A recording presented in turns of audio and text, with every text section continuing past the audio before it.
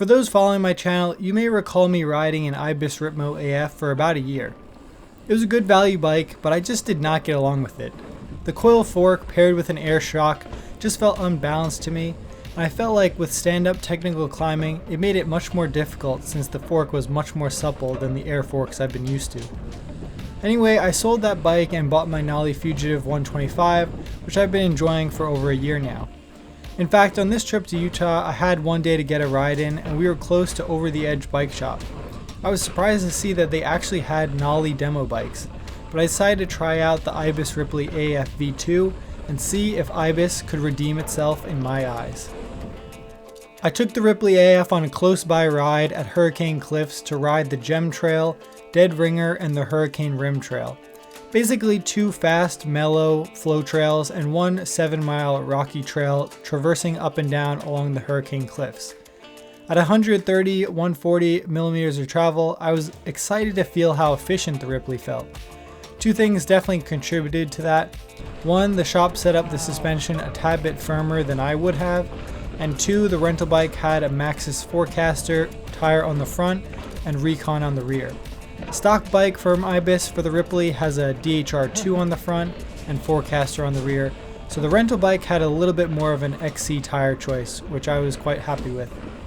To my delight, the Forecaster actually had way more bite in the loose over hardpack desert terrain. However, unfortunately, I pretty quickly felt the SRAM G2 brakes get spongy on the rear, so I had to dial out the lever reach to get better feel as they heated up. This was disappointing because these trails were about as flat as you could get while still technically going downhill. Speaking of the downhill, I was shocked to find out that this size large has a 511mm reach. The Ripley AF I had was a large with a 475mm reach. I was really shocked because I'd even noticed the Ripley being almost 40mm longer than my Nolly Fugitive in reach. After getting away from the Ripmo, I was convinced the 475 reach with 435, 437 chainstays, whatever it is, was too unbalanced. With the Ripley, 511 reach and 440 chainstays should have been even worse, but actually felt really good.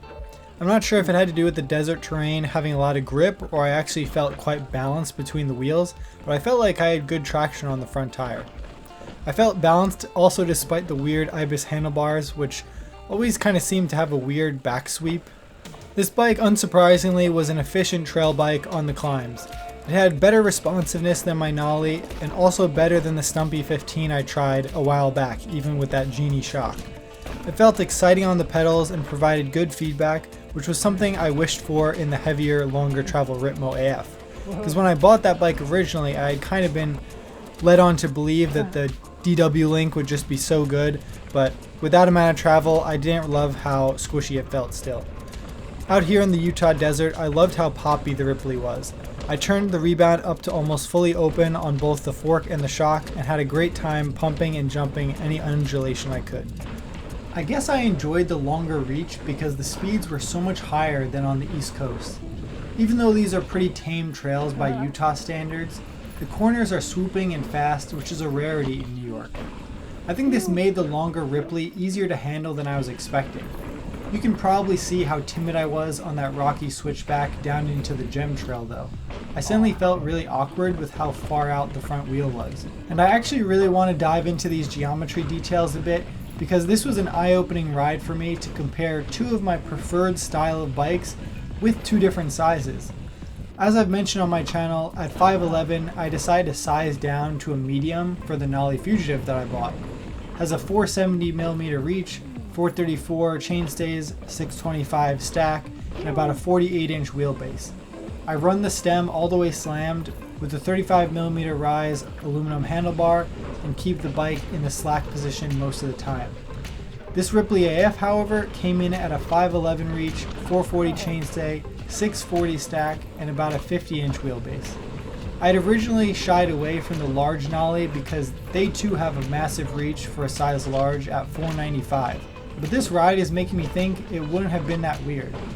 Nolly's chainstays also grow to a comparable 438 for their large, but a lower stack of 631 and a wheelbase of 49 inches. So it just goes to show how a very progressively downhill oriented brand like Nolly doesn't even have as long geometry as Ibis on their mid-travel trail bikes. And the Ripley is slacker too. Where I would say the two brands diverge the most though remains in their suspension performance. Ibis definitely has a firm pedaling platform on this bike that maintains excellent traction at slower speeds, but I do feel like it gets a little deflected under fast charging technical climbs when you're really trying to sprint through some rocky stuff.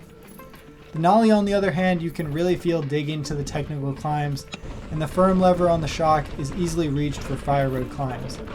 Speaking of reaching down, I found the Ripley's water bottle to be much lower, which is good for center of gravity, but I found it a bit sketchier to reach down to grab a drink while still pedaling along.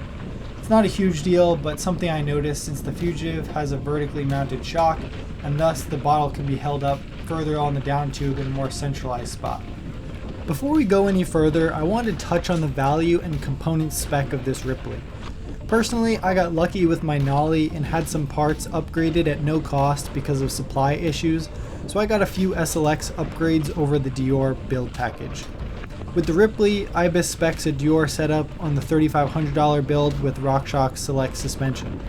One bike that I would sort of compare the Ripley to is a Trek Top Fuel 8, which is their aluminum short travel trail bike, which comes in at $4,200 these days, which is kind of nuts.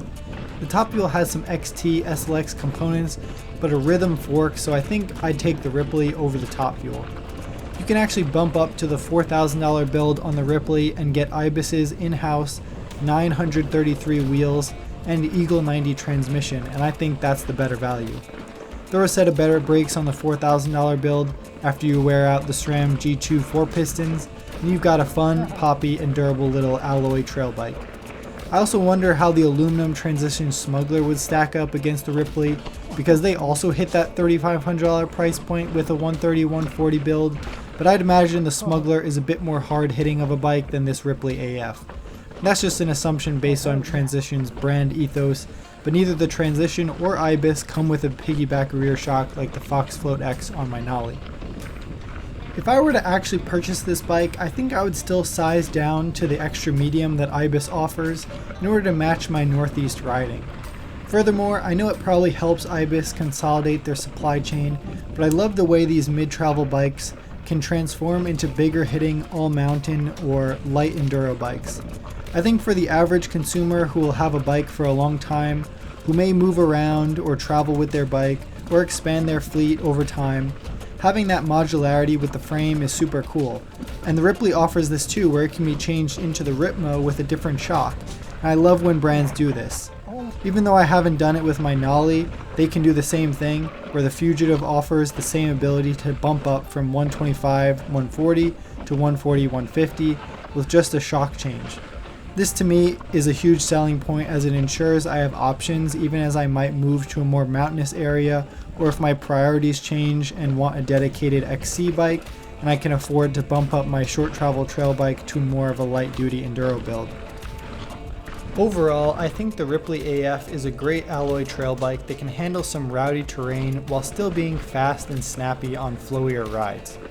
Ultimately, I am a little sad though that this level of components used to cost like $2,500 from the major brands. It reminds me that back in the day, my Common Cell Meta V4 from 2016 was only $1,600, and it was a solid little aluminum 120mm trail bike. Of course, the Ibis is stiffer, modular, and has internal frame storage, but I still feel like these entry enthusiast level bikes are still way too expensive. As a package, these bikes haven't really changed much besides geometry characteristics, which I'm pretty sure is not a huge R&D sinkhole at this point. Anyway, we can always go down the angry rant about bike prices, but if you're looking to drop $3,500 on a modular alloy trail bike, the Ripley AF V2 is an awesome bike. Can you get way more for your money on the used market right now still? Of course, but I'm not here to tell you how to spend your money. So with that intelligent financial wisdom, hope you enjoyed watching this one, and remember, stay venturing, my friends.